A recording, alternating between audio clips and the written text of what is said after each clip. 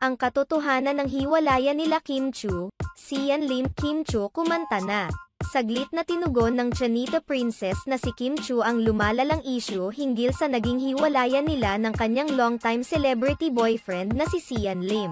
Kumakalat ngayon ang breakup rumor ng dalawa nang mapansin ng maraming mga netizens na missing in action si Sian Lim sa mga latest ganap ni Kim Chu. Maging sa mga social media post ni Kim Chu ay tila hindi na rin nagbibigay reaksyon at komento si Sian Lim. Isa pa sa pinag-ugatan ng isyong ito ay ang solong pagrampa ni Sian Lim sa preview ball. Kasunod naman nito ay solo ring rumampa si Kim Chu sa naganap na ABS-CBN's ball.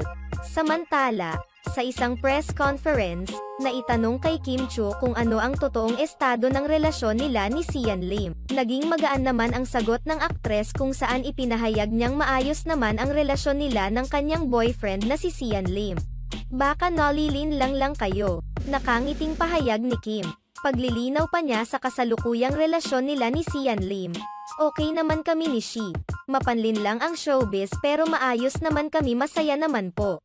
Matatandaan na lumipat si Sian Lim sa GMA Network noong 2021. Mula noon ay ilang beses nang inintriga ang kanilang paghihiwalay. Dating magkasama sa Kapamilya Network sina Sian Lim at Kim Chu kung saan nabuo ang kanilang love team na tinatawag na Kimchi, doon na rin nabuo ang kanilang real-life romance. Sa kabila ng mga isyong hiwalayan ng dalawa, palagi nilang pinapatunayan ng dalawa na going strong pa rin sila sa kabila ng pagtatrabaho sa magkaibang networks.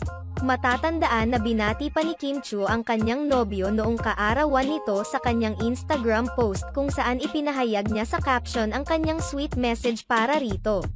Happy birthday to the person who holds my heart. Thank you for being you and always putting a smile on my face. Cheers to many more laughs to share, places to explore, things to solve, and many more. Most especially birthdays to celebrate. I am always here for you. Supporting you in everything you do. Happy birthday at Sian Lim. Gayunpaman, naging isa ang nasabing post ni Kim Chu sa mga huling update niya sa social media kasama ang kanyang boyfriend na ibinahagi pa ni Kim noong buwan ng Hulyo. Samantala nitong November 2 episode ng It's Showtime na itanong ni Vice Ganda kay Kim Chu kung sino ang nagpapangiti sa kanya ngayon.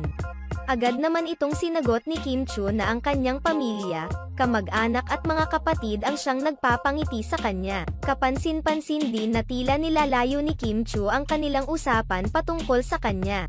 Subalit, hindi pa rin siya tinantana ni Vice Ganda kung saan tinanong nito kung ano kulang sa kay Kim Chu. Sagot ni Kim Chu, kulang ako kapag walang usap. Nilinaw naman ni Kim Chu na hindi nabubuo ang kanyang araw kung hindi siya nakikipag-usap. Because, in everything that we do, communication is the key. Dito na rin inamin ni Kim Chu na hindi kumpleto ang araw niya kapag hindi niya nakakausap si Sian Lim bukod sa kanyang pamilya.